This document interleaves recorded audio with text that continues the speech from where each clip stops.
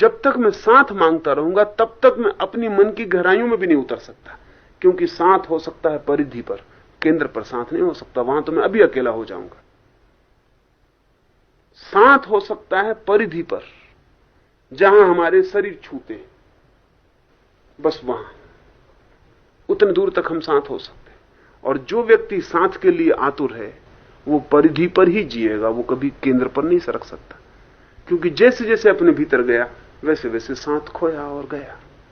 अभी हम इतने लोग यहां बैठे, हम सब आंख बंद करके शांत हो जाएं और भीतर जाएं तो यहां एक एक आदमी ही रह जाता है, सब अकेले रह जाते हैं, यहां फिर कोई दूसरा साथ नहीं रह जाता। दो व्यक्ति एक साथ ध्यान में थोड़ी जा सकते, एक साथ बैठ सकते हैं जाने के लिए, जाएंगे तो अकेले अकेले, और जैसे भीतर सरके कि वहां कोई भी नहीं, फिर हम अकेले रह गए। तो जो व्यक्ति साथ के लिए बहुत आतुर है वो आदमी परिधि के भीतर नहीं जा सकता। साथ को पूरी तरह कोई इंकार कर दे, निगेट कर दे, अस्वीकार कर दे तो ये अपने भीतर जा सकता, क्योंकि तब परिधि पर होने का कोई रस नहीं रह जाता। ये थोड़ी समझने की बात है। हम अपनी परिधि पर जीते ही इसलिए हैं कि वहां दूसरों के होने की सुविधा है।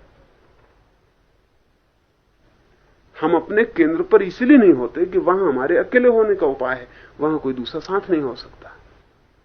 समाज को छोड़ने का जो मतलब है वो ये नहीं है कि एक आदमी जंगल भाग जाए, क्योंकि हो सकता है जंगल में वो वृक्षों के साथ दोस्ती कर ले, पक्षियों के साथ दोस्ती कर ले, जानवरों के साथ दोस्ती कर ले, पहाड़ों के साथ दोस्ती कर ले। ये सवाल नहीं है कि वो भाग जाए, क्योंकि वहां भी वो संग खोज लेगा, वहां भी वो साथ खोज लेगा। सवाल गहरे में यह है कि कोई व्यक्ति परिधि से भीतर जाने का उपाय करे तो उसे दिखाई पड़ेगा कि परिधि के संबंधों की जो आकांक्षा है वो छोड़ देनी पड़ेगी।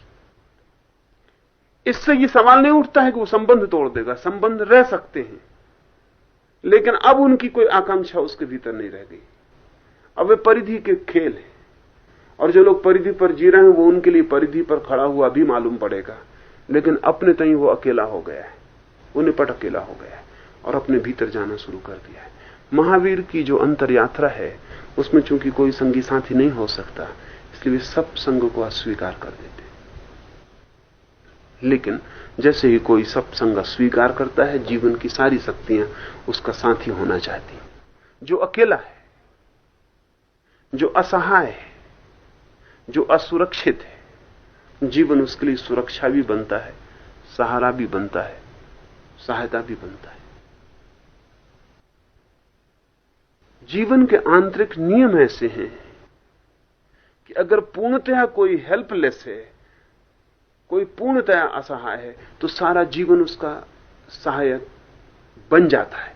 ये जीवन के भीतरी नियम है। ये नियम वैसे ही जैसे कि चुंबक लोहे को खींच लेता है,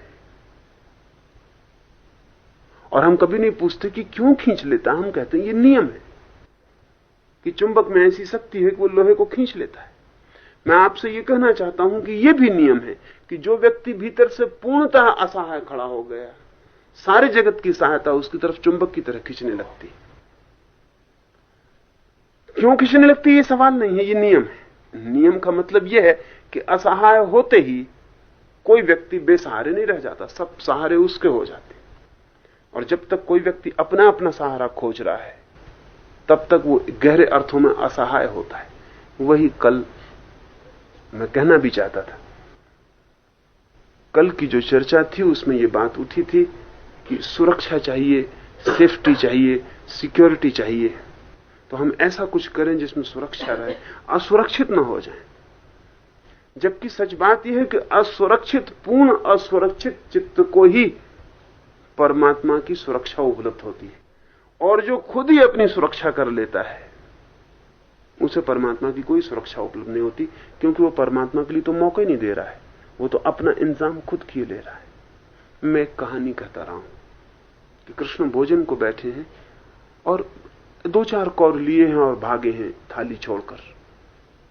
रुक्मिणी ने उनसे पूछा आपको क्या हो गया, जाते कहां हैं? लेकिन उन्होंने सुना नहीं, वो द्वार तक चले गए हैं दौड़ते हुए, जैसे कहीं आग लग गई हो। रुक्मिणी भी उठी, उनके 2-4 कदम पीछे गई है, फिर वो दरवाजे से ठिठक गए, वापस लौट आए, थाली पे बैठ के चुपचाप भोजन करने लगे। रुक्मणी ने कहा कि मुझे बड़ी पहेली में डाल दिया। एक तो आप ऐसे भागे कि मैंने पूछा कहां जा रहे हैं, तो उसका उत्तर देने तक की भी आपको सुविधा ना थी, और फिर आप ऐसे दरवाजे से लौट आए कि जैसे कहीं भी ना जाना था। हुआ क्या है?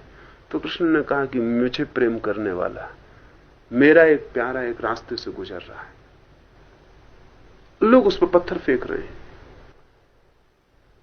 और वह है कि मंजीरे बजाया चला जा रहा है और मेरा ही गीत गाया चला जा रहा है। लोग पत्थर फेंक रहे हैं और उसने उत्तर भी नहीं दिया है, उनका कोई मन में भी उत्तर नहीं दिया है।